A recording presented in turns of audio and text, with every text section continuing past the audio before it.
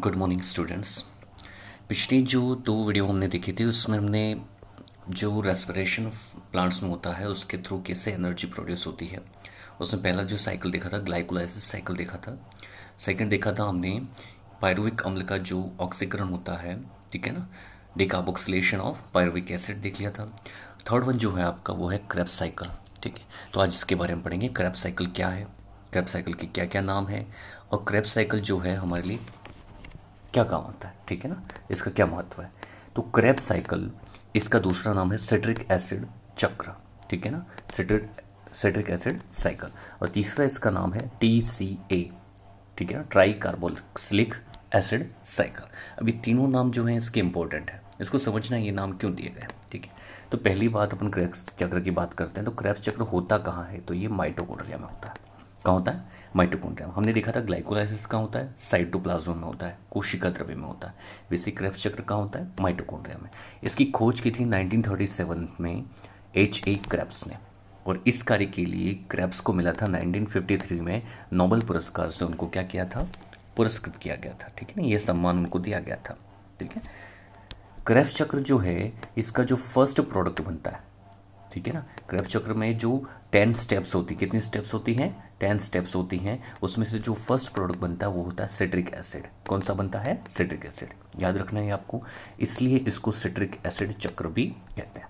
कौन सा साइकिल कहते हैं इसको? Citric acid cycle. पता चल गया सिट्रिक एसिड साइकिल क्यों कहते हैं, क्योंकि पहला प्रोडक्ट जो बनता है क्रेब्स सर्कल में कौन सा बनता है, वो बनता है सिट्रिक एसिड। दूसरा, ये जो सिट्रिक एसिड होता है, ठीक है ना, उसमें COOH यानी जो कार्बोक्सिलिक समूह होता है, ये जो अम्लीय ग्रुप है, इसका एसिडिक ग्रुप है, उसके 3 मॉलिक्यूल होते हैं। कितने मॉलिक्यूल होते हैं? 3 मॉलिक्यूल। और 3 मॉलिक्यूल होने की वजह से भी ये क्या कहलाता है? ट्राई कार्बोक्सिलिक चक्र भी इसको कहते हैं, TCA चक्र भी इसको कहा जाता है। कौन सा चक्र कहा जाता है? TCA चक्र, ठीक है। तो हम देखते हैं कि जो ट्राई कार्बोक्सिलिक चक्र कहा है, इसको क्यों कहा है, ये देखते हैं, ठीक है ना। तो सिट्रिक एसिड का मैं यहाँ पे सूत्र बना रहा हूँ, जैसे कि कार्बन होता है, साइड में CH2 समूह होते हैं, ठीक है ना, और इधर से एक OH समूह होता है इसके साथ जुड़ा हुआ, और इधर से एक COOH जुड़ा हुआ होता है, एक COOH इधर जुड़ा हुआ होता है, और एक COOH जो होता है इधर जुड़ा हुआ था। इस तरीके से 1, 2 और 3, ठीक है ना, 3 कार्बोक्सिलिक समूह जुड़े होते हैं। कितने होते हैं? 3 कार्बोक्सिलिक समूह, इसलिए इसको क्या कहते हैं? ट्राई कार्बोक्सिलिक चक्र, ठीक है ना। तो इसलिए इसको ये नाम भी दिया गया है TCA साइकिल। तो तीनों नाम क्लियर हो गए आपको कि सिट्रिक एसिड चक्र क्यों कहा जाता है, ठीक है ना, TCA क्यों कहा जाता है। जैसे हमने देखा था ग्लाइकोलाइसिस को EMP पथ कहा गया था, क्योंकि इसकी खोज की थी ग्लाइकोलाइसिस की एम्डन, परनास और मेयरहॉफ ने, इसलिए EMP पथ कह दिया था इसको। क्रेब चक्र जो है इस 10 पदों में होता है, इसके 10 स्टेप्स होते हैं, ठीक है ना। जो पहला पद होता है उसमें बताया था कि कौन सा अणु बनता है, इसमें पहला उत्पाद सिट्रिक एसिड होता है, ठीक है। तो सिट्रिक चक्र के प्रारंभ में, ये क्रेब्स चक्र के प्रारंभ में 2 कार्बन वाला जो एसिटाइल कोएंजाइम है, जिसको हमने देखा था पायरुविक एसिड का जो डीकार्बोक्सिलेशन हुआ था, ठीक है ना। तो 2 एसिटाइल कोएंजाइम अणु के बने थे, ठीक है ना। एसिटाइल कोएंजाइम के कितने अणु बनते हैं? 2 मॉलिक्यूल बने थे। तो एसिटाइल कोएंजाइम का जो एसिटिल समूह है ये किसको दे देता है? ये दोनों कार्बन जो परमाणु हैं ये चले जाते हैं किसको? ऑक्जेलो एसिटिक एसिड को चले जाता है, ठीक है। तो ये जो 2 कार्बन हैं इसके एसिटिल समूह वाले, वो कौन ले लेगा? ऑक्जेलो एसिटिक एसिड ले लेता है, ठीक है। इससे कितने बनते हैं? ये ऑक्जेलो एसिटिक एसिड ऑलरेडी 4 कार्बन वाला है, तो ये कितने हो गए? 6 कार्बन। तो 6 कार्बन युक्त, 6 कार्बन परमाणु युक्त क्या बनता है? सिट्रिक एसिड बनता है। क्या बनता है? 6 कार्बन युक्त सिट्रिक एसिड का निर्माण होता है। तो क्रेब्स चक्र का प्रारंभ सिट्रिक एसिड से हो जाता है, ठीक है। अब ये बात ध्यान रखने लायक है यहाँ पे कि क्रेब्स चक्र में कौन सी चीज प्रवेश कर रही है? एसिटाइल कोएंजाइम ए प्रवेश कर रहा है। ये एसिटाइल कोएंजाइम ए कैसे बना था, ये हमने पिछली वीडियो में देख लिया था कि पायरुविक एसिड का डीकार्बोक्सिलेशन, ठीक है ना, डीकार्बोक्सिलेशन हुआ था, उससे ये बना था। और पायरुविक एसिड कैसे बना था? तो ग्लाइकोलाइसिस का लास्ट प्रोडक्ट बना था। ग्लाइकोलाइसिस का लास्ट प्रोडक्ट क्या था? Pyruvic acid. फिर डीकार्बोक्सिलेशन हुआ तो क्या बना? एसिटाइल कोएंजाइम, ठीक है ना। तो ये चीज़ हमने देखी थी। देखिए ग्लाइकोलाइसिस जो हुआ था, है ना, उसमें क्या बना था आपका? Pyruvic acid. क्या बना था? Pyruvic acid. और इस पायरुविक एसिड का क्या हुआ था? डीकार्बोक्सिलेशन। क्या हुआ था? डिकार्बोक्सिलेशन, और इस डिकार्बोक्सिलेशन से क्या बना था, एसिटाइल कोएंजाइम है। और यही एसिटाइल कोएंजाइम में कहाँ प्रवेश कर रहा है, अभी क्रेब्स चक्र में जा रहा है। कहाँ जा रहा है, क्रेब्स चक्र में। ठीक है, तो क्रेब्स चक्र का जो फर्स्ट प्रोडक्ट है वो तो हो गया सिट्रिक एसिड। कितने कार्बन वाला है सिट्रिक एसिड, 6 कार्बन वाला है, इसलिए मैंने यहाँ लिखा है 6C। ठीक है, और क्रेब्स चक्र का जो लास्ट प्रोडक्ट बनता है वो बनता है ऑक्जेलो एसिटिक एसिड, जो कितने कार्बन वाला होता है, 4 कार्बन वाला होता है। कितने कार्बन वाला होता है, 4 कार्बन वाला। ठीक है, तो लास्ट प्रोडक्ट ये बन रहा है, मतलब मैंने बताया था 10 स्टेप्स होती हैं, यानी फर्स्ट स्टेप में सिट्रिक एसिड, लास्ट स्टेप में बनेगा ऑक्जेलो एसिटिक एसिड। और आपने देखा होगा कि यही ऑक्जेलो एसिटिक एसिड यहाँ पर काम में लिया था, क्या बनाने के लिए, सिट्रिक एसिड बनाने के लिए। अब देखिए, जब लास्ट में ये वापस ऑक्जेलो एसिटिक एसिड 4 कार्बन वाला बनता है, तो ये वापस किससे जुड़ेगा, एसिटाइल कोएंजाइम ए से जुड़ेगा। किससे जुड़ेगा, एसिटाइल को, मतलब क्रेब्स चक्र शुरू हुआ, ठीक है, ऑक्जेलो एसिटिक एसिड बन गया, वापस क्रेब्स चक्र जरूर से शुरू होगा। क्यों शुरू हो रहा है, क्योंकि एसिटाइल कोएंजाइम ए के कितने मॉलिक्यूल है, 2 मॉलिक्यूल है। कितने हैं, 2 मॉलिक्यूल। इसलिए क्रेब्स चक्र की प्रक्रिया कितनी बार होती है, 2 बार होती है। कितनी बार होती है, 2 बार होती है। ठीक है, तो वापस क्रेब्स चक्र प्रारंभ हो जाता है। इस प्रकार से क्रेब्स चक्र में पायरुविक अम्ल के एक अणु का जब पूरी तरह से ऑक्सीकरण हो जाता है तो कार्बन डाइऑक्साइड के 3 अणु बनते हैं। इसको हम देखते हैं, समझते हैं। ठीक है, इसको हम समझने का प्रयास करते हैं कि कैसे होता है ये। ठीक है,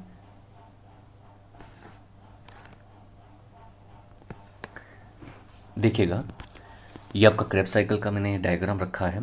इसमें देखिएगा, जैसे सबसे पहले जो पायरुविक एसिड है आपका, ये पायरुविक एसिड जो है, ठीक है, इसका क्या हुआ, डिकार्बोक्सिलेशन। कौन से एंजाइम की उपस्थिति में हुआ था, पायरुविक डिहाइड्रोजनेज एंजाइम की उपस्थिति में। ठीक है, और यहाँ पे NAD से जो हाइड्रोजन मुक्त हुए थे उसने ग्रहण करके NADH2 बने, और इससे कितने ATP बने थे, 6 ATP बने थे। कितने ATP बने थे, 6 ATP बने थे। ठीक है, और साथ में क्या बना था, एसिटाइल कोएंजाइम है। क्या बना था, एसिटाइल। और यहाँ पे जल जो होता है वो जुड़ता है, जल योजन होता है इसका। ठीक है, तो एसिटाइल कोएंजाइम ए से कोएंजाइम ए क्या हो गया, अलग हो गया। ठीक है, और एसिटाइल कोएंजाइम ए के साथ क्या जुड़ गया, 4 कार्बन वाला ऑक्जेलो एसिटिक एसिड जुड़ गया। ठीक है ना, अब ये जुड़ जाता है तो क्या बनता है, सिट्रिक एसिड। कितने कार्बन वाला, 6 कार्बन वाला। क्लियर यहाँ तक कि पायरुविक एसिड ने एसिटाइल कोएंजाइम ए के रूप में कहाँ एंट्री कर ली, क्रेब्स चक्र में एंट्री कर ली। अब आगे क्या होता है, अब आगे देखिएगा, सिट्रिक एसिड जो होता है, ठीक है ना, ये एकोटिनेज एंजाइम की उपस्थिति में इससे जल निकल जाता है। ठीक है ना, H2O अलग हो जाता है और एकोटिनेज एंजाइम की उपस्थिति में सिस एकोनिटिक एसिड बनता है। ये भी 6 कार्बन वाला है। अब सिस एकोनिटिक जो एसिड है, ठीक है ना, ये भी एकोटिनेज एंजाइम की उपस्थिति में इसके अंदर वापस जल योजन होता है। वापस जल क्या होता है, जुड़ रहा है, ऐड हो रहा है। ये क्या हो रहा है, ऐड। और यहाँ पर Fe++ जो है वो कोफैक्टर है, सहकारक है, जो इस अभिक्रिया को होने में मदद कर रहा है। ठीक है ना, तो इसके द्वारा क्या बन रहा है, आइसोसिट्रिक एसिड बन रहा है। ये भी कितने कार्बन वाला है, 6 कार्बन वाला है। कितने कार्बन वाला, 6 कार्बन वाला। अब देखिएगा, आइसोसिट्रिक एसिड जो है उसमें NAD जो अणु थे उसमें 2 हाइड्रोजन के अणु यहाँ पर क्या होते हैं, फ्री होते हैं। और ये 2 हाइड्रोजन के अणु कौन ले लेता है, ये NAD ले लेता है और क्या बनाता है, NADH2 बनाता है। ठीक है, और इस NADH2 से कितने मॉलिक्यूल फ्री हुए, 3 मॉलिक्यूल फ्री हुए। कितने हुए, 3 मॉलिक्यूल फ्री हुए। किसके, ATP के। ठीक है ना, 3 मॉलिक्यूल हुए और क्या बना, आइसोसिट्रिक डिहाइड्रोजनेज एंजाइम की उपस्थिति में बनता है ऑक्जेलोसक्सिनिक एसिड, जो कि 6 कार्बन वाला होता है। कितने कार्बन वाला होता है, 6 कार्बन वाला। यही ऑक्जेलोसक्सिनिक एसिड जो है ये मैग्नीशियम कोफैक्टर की उपस्थिति में और डीकार्बोक्सिलिक एंजाइम के द्वारा कार्बन डाइऑक्साइड को क्या कर रहा है, बाहर फेंक रहा है। ठीक है, टोटल मैंने बताया था कितनी कार्बन डाइऑक्साइड के अणु निकलते हैं एक पायरुविक एसिड से, 6, और 2 पायरुविक एसिड है तो कितने हो गए, 3 + 3 6 अणु बनेंगे। कितने बनेंगे, 6। तो क्या बन रहा है डिकार्बोक्सिलिक एंजाइम की उपस्थिति में, अल्फा कीटो ग्लूटेरिक एसिड। अब ये चीज़ यहाँ पर ध्यान रखने लायक है कि ये जो अल्फा कीटो ग्लूटेरिक एसिड है ये बहुत इंपॉर्टेंट प्रोडक्ट है आपके। इस पर मल्टीपल क्वेश्चन टाइप भी क्वेश्चन पूछा जा सकता है कि, ठीक है ना, कि क्रेब्स चक्र में ऐसा एकमात्र है ना उत्पाद कौन सा है, प्रोडक्ट कौन सा है, ठीक है ना, ओनली वन, जो 5 कार्बन वाला होता है, तो वो है alpha keto glutaric acid. Alpha keto glutaric acid एकमात्र ऐसा है जो 5 कार्बन वाला होता है। ठीक है ना, अब ये अल्फा कीटो ग्लूटेरिक एसिड जो होगा, alpha keto glutaric dehydrogenase enzyme magnesium cofactor की उपस्थिति में ये कन्वर्ट हो जाता है किसमें, सक्सिनिल कोएंजाइम ए में कन्वर्ट हो जाता है। किस में कन्वर्ट हो जा रहा है, सक्सिनिल कोएंजाइम, मतलब इसके अंदर कोएंजाइम ए जुड़ रहा है। क्या हो रहा है, जुड़ रहा है। कार्बन डाइऑक्साइड क्या हो रही है, निकल रही है, ठीक है। और NAD जो है वो 2 हाइड्रोजन ग्रहण करके किस में कन्वर्ट हो जाएगा, NADH2 में।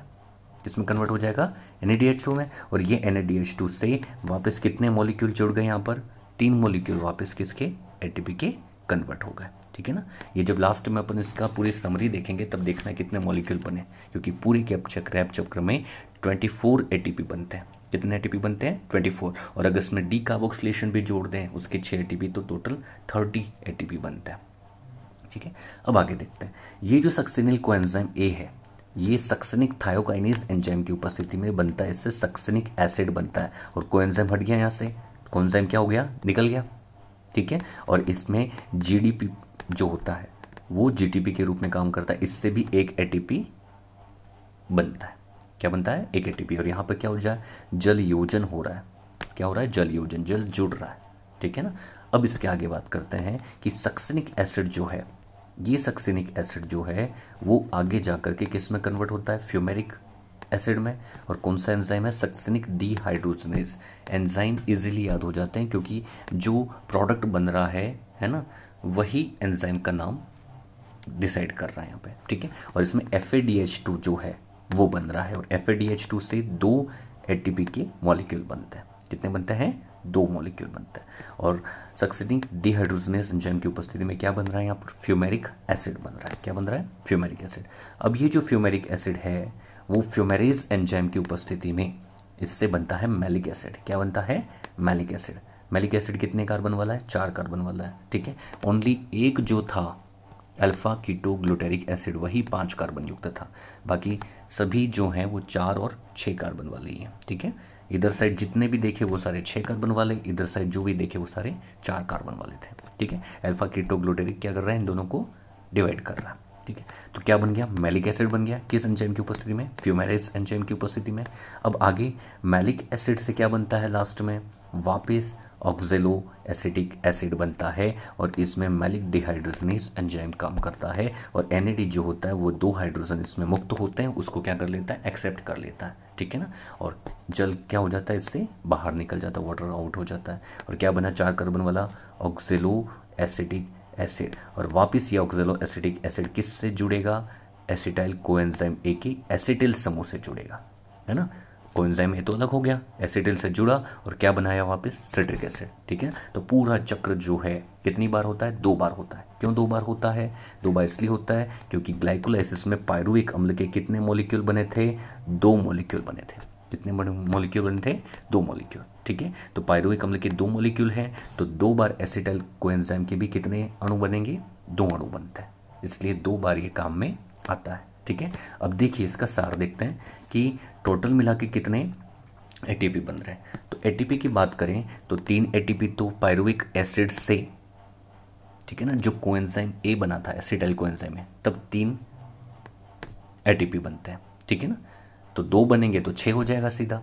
अब यहाँ पर भी देखिए NADTH2 से 3, फिर 2, 1, 3, 3, तो कितने हो गए, 3, 3, 6, 3, 9, 3, 12 और 3, 15। तो टोटल कितने ATP बन रहे हैं, एक चक्र में 15, और 2 चक्र होंगे तो कितने हो जाएंगे, 30। कितने हो जाएंगे, 30, ठीक है ना। अब इसके आगे बात करते हैं,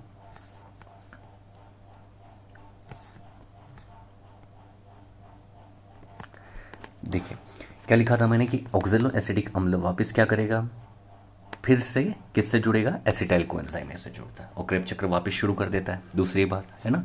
इस प्रकार एक क्रेब चक्र में पायरुविक अम्ल का जो एक अणु है इसका पूरा ऑक्सीकरण हो, केवल एक अणु का, 2 अणु की बात नहीं कर रहे, एक अणु की बात कर रहे हैं। तो कार्बन डाइऑक्साइड के कितने अणु बन रहे हैं पूरे में, 3 अणु मुक्त हो रहे हैं, ठीक है ना। कितने अणु मुक्त हो रहे हैं, 3 अणु मुक्त हो रहे हैं, ठीक है।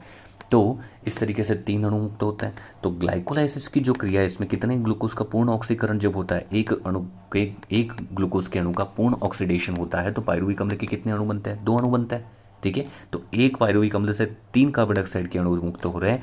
तो क्रेब चक्र में पायरुविक अम्ल के 2 अणु से यानी ग्लूकोज का जब पूरा ऑक्सीकरण हो जाएगा तो कार्बन डाइऑक्साइड के कितने अणु बनेंगे, 6 अणु। और ग्लूकोज में कितने कार्बन होते हैं, 6 कार्बन होते हैं, C6H12O6 ये सूत्र होता है ग्लूकोज का। तो कार्बन डाइऑक्साइड के अणु भी कितने बनेंगे, 6 बनते हैं। कितने बनते हैं, 6 बनते हैं। अब आगे देखिएगा कि ग्लूकोज के ऑक्सी श्वसन का जो सार है, ठीक है ना, इसकी जो समरी है इसके जो एरोबिक रेस्पिरेशन की वो हम देखते हैं क्या होती है।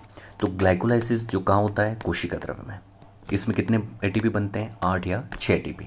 8 कब बनेंगे और 6 कब बनेंगे, जब, ठीक है ना, जो पायरुविक एसिड बना है वो अगर मैलेट एस्पारेट शटल से होकर के जाएगा, ठीक है ना, तो 6 एटीपी बनते हैं, ठीक है। और ग्लिसरॉल फॉस्फेट शटल से होके जाएगा तो 4 एटीपी बनते हैं। और मैंने ये बताया था ग्लाइकोलाइसिस में जो प्योर प्रॉफिट होता है वो कितना होता है, 2 एटीपी का होता है। कितना होता है, 2 एटीपी का। वैसे तो बनते 4 है, लेकिन 2 एटीपी जो होते हैं फास्फोरिलेशन में क्या हो जाती है, वो एनर्जी खर्च हो जाती है। इसलिए हमने क्या किया था, 4 - 2 किया था, इक्वल टू 2 एटीपी हुआ था शुद्ध लाभ, किसमें, ग्लाइकोलाइसिस में, ठीक है। तो इसमें 2 जोड़ देंगे तो 8 हो जाएगा मैलेट में, और इसमें 2 जोड़ देंगे तो 6 एटीपी। तो टोटल ग्लाइकोलाइसिस में कितने हो गए, 8 या 6 एटीपी बनते हैं, ठीक है। दूसरा जो मीडिएटरी जो इसमें फेज होती है उसमें पेरीमाइटोकॉन्ड्रियल सिस्टम में होता है। यहाँ पे क्या होता है, डीकार्बोक्सिलेशन, वही पायरुविक एसिड का। और यहाँ पर कितने एटीपी बनते हैं, 6 एटीपी। 2 NADPH2 होंगे तो 6 एटीपी बनेंगे। तो पायरुविक अम्ल से क्या बना, कोएंजाइम ए। कितने एटीपी बन गए, 6 एटीपी। और क्रेब्स साइकिल जो माइटोकॉन्ड्रिया में हो रहा है, माइटोकॉन्ड्रिया में कहाँ हो रहा है, उसके मैट्रिक्स में हो रहा है, उसके आध्यांत्री में हो रहा है। वहाँ पे कितने एटीपी बन रहे हैं, टोटल 24 एटीपी बन रहे हैं। कितने बन रहे हैं, 24। अभी हमने देखा तो कितने हो रहे थे, 30, क्योंकि उसमें ये भी जुड़ा हुआ था, एसिटाइल कोएंजाइम ये भी बन रहा था, ठीक है ना। तो ये हो गए 30, ठीक है। और ये 6 36। तो टोटल जो आपका ग्लूकोज का क्या हो रहा है, ग्लूकोज के एक अणु का, ठीक है ना, अगर पूरी तरह से क्या हो जाए, ऑक्सीडेशन हो जाए, तो टोटल कितने एटीपी के अणु बन सकते हैं, 38 से 36 एटीपी के अणु बन सकते हैं, मॉलिक्यूल बनते हैं। तो आपको ये चीज़ ध्यान रखनी है, ठीक है। एटीपी के कितने मॉलिक्यूल बनते हैं। अब क्रेब्स साइकिल का क्या इंपॉर्टेंस है हमारी लाइफ में, ठीक है ना। तो क्रेब्स चक्र में जो एटीपी के अणु की निर्माण होता है, एटीपी आपको पता है कि एडिनोसिन ट्राइफॉस्फेट क्या है, ऊर्जा की मुद्रा है, करेंसी ऑफ एनर्जी, ठीक है ना। इसलिए हम क्या करेंगे, एटीपी के रूप में हमारा बॉडी क्या करती है, एनर्जी को स्टोर करती है, ठीक है। तो बहुत सारे काम हमें करने होते हैं। इन कामों के लिए हमें एनर्जी जो मिलती है कहाँ से मिलती है, इस एटीपी से मिलती है। और एटीपी कहाँ से बन रही है, क्रेब्स चक्र से बन रही है। तो ये एक सिग्निफिकेंस हो गया इसका। दूसरा, इस चक्र में, क्रेब्स चक्र में बहुत सारे एसिड बन रहे हैं बीच बीच में। हमने देखा 10 स्टेप्स हैं, है ना। तो 10 स्टेप्स में बहुत सारे मेडिटेरी प्रोडक्ट बन रहे हैं। तो ये सारे जो मेडिटेरी प्रोडक्ट बन रहे हैं, बहुत सारे कार्बनिक एसिड बन रहे हैं, ये सब बन रहे हैं। इनसे बहुत सारे बायोमोलिक्यूल्स बनते हैं, जीव अणु बनते हैं। जैसे कि एमिनो एसिड बन सकता है, न्यूक्लिक एसिड बन सकता है ना, वसीय एसिड बन सकता है। तो ये कुछ चीज़ों के निर्माण में, कुछ मॉलिक्यूल्स के निर्माण में मदद करता है। जैसे एग्जांपल बताऊं मैं, तो सक्सिनिल जो कोएंजाइम ए था, है ना, वो पर्णहरित बनाने में काम आता है। पर्णहरित जिसको हम क्लोरोप्लास्ट कहते हैं, है ना, तो उसको बनाने में मदद करता है, क्लोरोफिल बनाने में मदद करता है। अल्फा कीटोग्लूटेरिक एसिड है, तो वो पायरुविक अम्ल, ठीक है ना, और ऑक्सेलो एसिटिक अम्ल है, इनसे एमिनो एसिड बनता है, एमिनो एसिड से प्रोटीन बनती है। तो ये कुछ चीज़ें हमने देखी हैं, ठीक है ना, क्रेब्स चक्र के बारे में।